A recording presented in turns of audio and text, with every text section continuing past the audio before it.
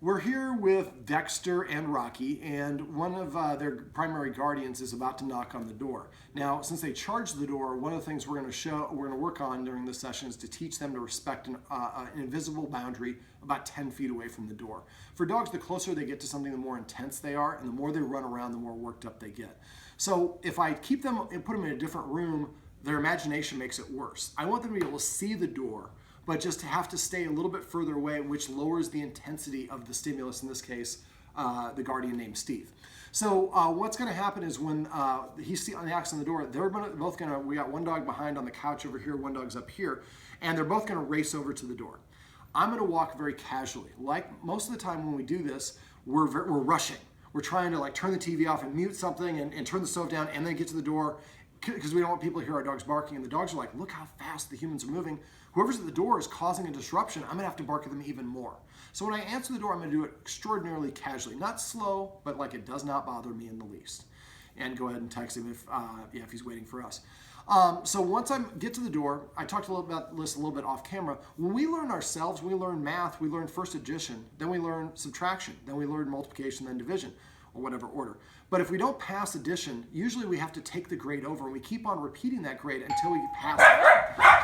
We break it down into individual steps, and that's what I'm about to do is open the door in small individual steps and help the dog practice each step before we go to the next one. The first step is establishing the line. So I'm going to have the guardian, I'm going to invite her to come and stand right about over here to kind of...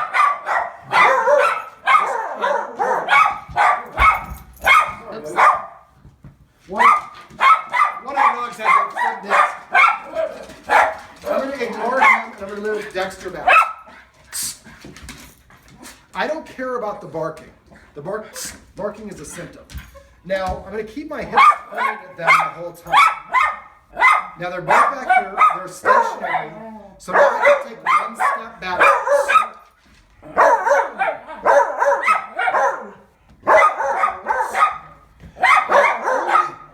only react when they cross the line.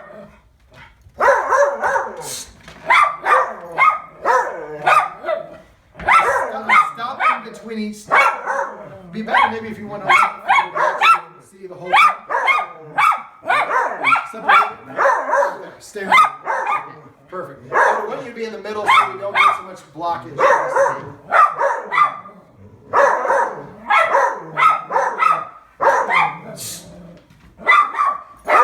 Anytime they cross the line, I rush at them.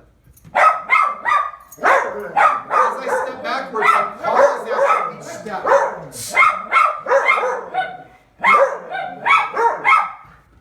Now, when I get to the door, I'm going to break it into individual steps. The first step is clicking the edge.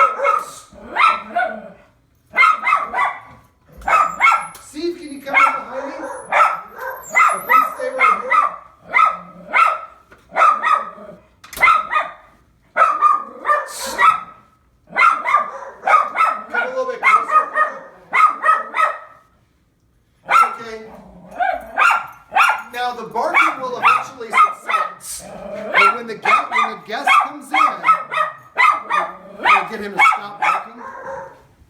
When the guest comes in, the dogs are not allowed to interact with the guest until they cross this line. I'm not giving him the treat. I'm just letting him sniff because dogs can't sniff and bark. This way you can hear what I'm saying. So if you notice when I walk backwards, I stopped in between each step and I kept my hips pointed this way. If I turn and face that way, they will rush up because your authority goes whatever direction you're facing. Now when I actually let the guest in, the guest comes in behind me and stays behind me. The dogs are not allowed to interact with the guest until the guest crosses this threshold. So if you have somebody who comes over that's not a dog person, they don't have to interact with your guests at all. And because we've increased the distance between them and the door, it's not so intense.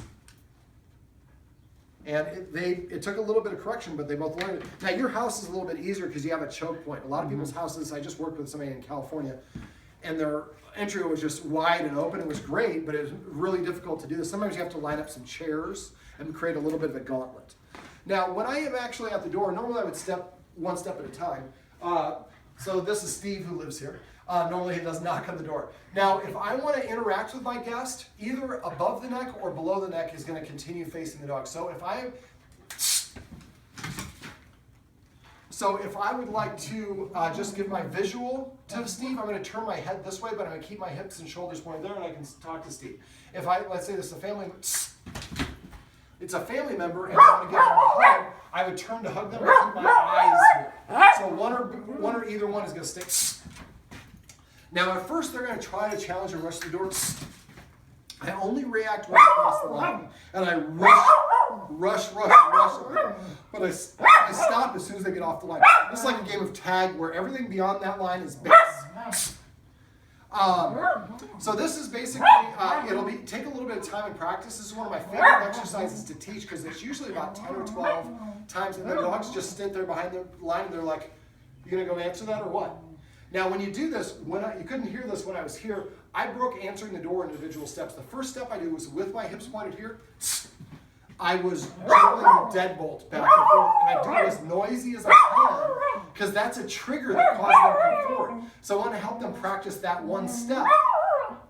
Pan down and see that.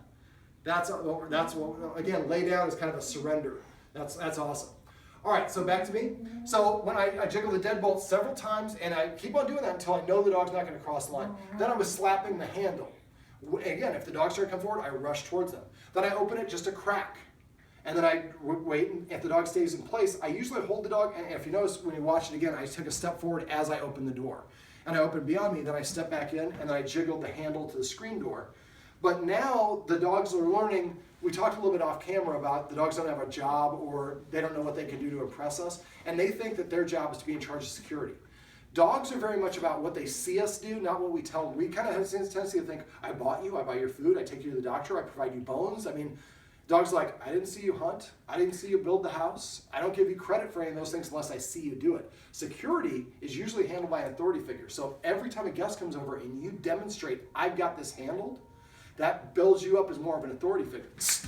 Now, I want them to be I want them to be able to see the door so they can see what's going on. Their imagination doesn't make it bad. The other thing is if somebody does try to grab you or something, they can be there to support you in a support capacity like that. And if there is a bad person there, they see two dogs here, I'm probably not going to, because it's not going to take them long to cross that threshold. But this way we're helping them achieve a more calm and balanced state during a really high intensity or a very excitable activity. So this is how we can teach our dogs to stay behind the door and let our guests come in without being accosted.